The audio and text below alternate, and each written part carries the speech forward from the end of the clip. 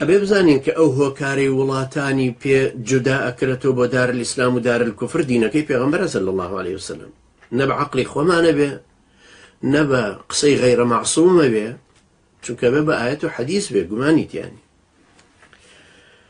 کاتێ محەممەد المستەفا عەلەیهی سەڵات وەسەلام تەشریفی هێنا و فەرمووی من پێغەمبەرم و وەحیم لەلای خوای گەورەوە بۆ هێناون و ئەمە قورئانە و ڕێبازی منە، باوەڕ بێنن بە پەیامی من، بشزانن کە زیندووەکرێنەوە دوای تەوحیدەکەش.